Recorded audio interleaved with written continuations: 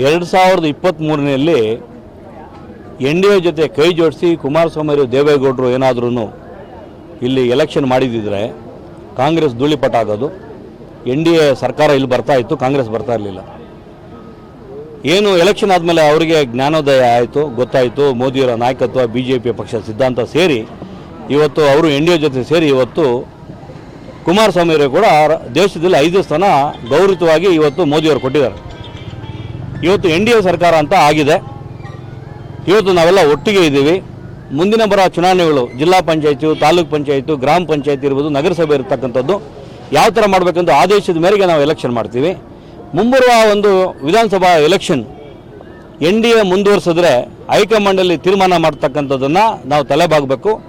ಯಾರೂ ಮ್ಯಾಂಡೇಟ್ ಕೊಟ್ಟಿಲ್ಲ ಕುಮಾರಸ್ವಾಮಿಗೆ, ದೇವೇಗೌಡರಿಗೆ, ನಿಖಿಲ್ ಕುಮಾರಸ್ವಾಮಿಗೆ, ಇಲ್ಲಿರ್ತಕ್ಕಂಥ ಶಾಸಕರಿಗೆ ಮ್ಯಾಂಡೇಟ್ ಯಾರೂ ಕೊಟ್ಟಿಲ್ಲ. ಇವತ್ತು ಮುಂದಿನ ಚುನಾವಣೆ ಯಾವ ಥರ ಮಾಡಬೇಕಂತ ಅವರು ಸ್ವಇಚ್ಛೆಯಿಂದ ಸಂಘಟನೆ ಒಂದು ಪರ್ವದಲ್ಲಿ ಅವರು ಒಂದು ಹತಾಶರಾಗಿ ಹೇಳಿರ್ತಕ್ಕಂಥದ್ದು ಅನಿಸುತ್ತೆ. ಯಾಕಂತ ಹೇಳಿದ್ರೆ ಈ ಮಾತು ಅವರು ನೇರ ಹೇಳ್ತಕ್ಕಂಥದ್ದಿಲ್ಲ. ಯಾಕಂದರೆ ಗೊಂದಲ ಆಗುತ್ತೆ ಜನರಲ್ಲಿ.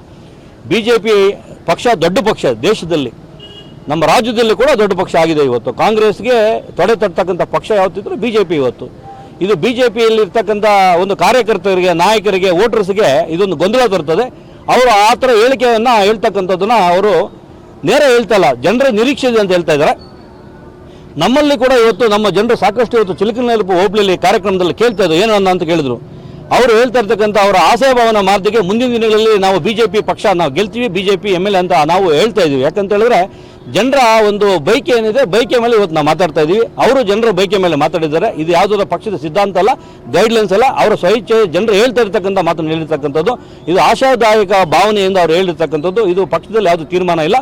ಮುಂದಿನ ದಿನಗಳಲ್ಲಿ ತುಂಬ ದೂರ ಇರತಕ್ಕಂಥದ್ದು ಎಲೆಕ್ಷನ್ ಅದು. ಆಮೇಲೆ ಏನು NDA ಪಕ್ಷದಲ್ಲಿ ತೀರ್ಮಾನ ಆಗುತ್ತೆ, ನಮ್ಮ ರಾಷ್ಟ್ರದ ನಾಯಕರು, ರಾಜ್ಯದ ನಾಯಕರು ಏನು ಹೇಳ್ತಾರೋ ಅದ್ರ ತೀರ್ಮಾನದ ಮೇಲೆಗೆ ಎಲೆಕ್ಷನ್ ಆಗ್ತಕ್ಕಂಥದ್ದು.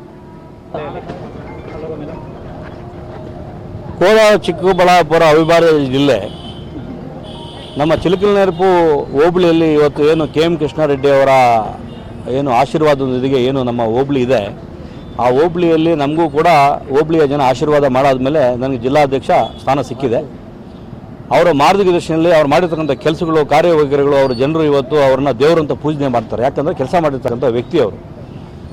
ಅವರ ಒಂದು ಆದರ್ಶಗಳ ಮೇಲೆ ಇವತ್ತು ನಾವು ಕೂಡ ನಮಗೆ ಏನು ಆದರ್ಶ ನಮಗೆ ಇವತ್ತು ಇಲ್ಲಿ ನಮಗೆ ಎಲ್ಲ ಆಶೀರ್ವಾದ ಮಾಡಿದ್ದಾರೆ ನಮ್ಮ ಚಿಲಕನಹಳ್ಳಿ ಹೋಬಳಿಯಲ್ಲಿ. ಅವರು ಜಿಲ್ಲಾಧ್ಯಕ್ಷ ಆಗಿದ್ರು ಕೋಲಾರ್ಗೆ. ಅವರು ಇದ್ದಾಗ 11 ಕ್ಷೇತ್ರದಲ್ಲಿ 10 ಕ್ಷೇತ್ರ ಗೆದ್ದಿತ್ತು.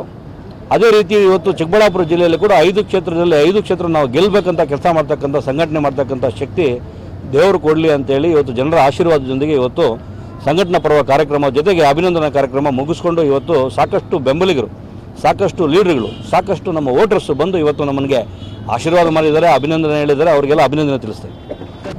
ಇವತ್ತು ಮೋದಿಯ ನಾಯಕತ್ವ, BJPಯ ಸಿದ್ಧಾಂತ, BJPಯ ಪಕ್ಷ ಇವತ್ತು ದೇಶದಲ್ಲಿ ಕೇಸರಿಮಯ ಮಾಡಿದೆ. 2, 3, 4 ಕ್ಷೇತ್ರದಲ್ಲಿ ಒಂದು ರಾಜ್ಯದಲ್ಲಿ ಮಾತ್ರ ಕಾಂಗ್ರೆಸ್ ಇದೆ. ಅದು ಕೂಡ ಇವತ್ತು ಧೂಳಿಪಟ ಆಗುತ್ತೆ. ಕಾಂಗ್ರೆಸ್ ಮಲಗಿದೆ. ಮುಂದಿನ ದಿನಗಳಲ್ಲಿ ದೇಶ ಪೂರ್ತಿ BJP ಆಗುತ್ತೆ. ಅದೇ ರೀತಿಯಲ್ಲಿ ನಮ್ಮ ಶಿಡ್ಲಘಟ್ಟದಲ್ಲಿ ಕೂಡ ಕೇಸರಿಮಯ ಆಗುತ್ತೆ.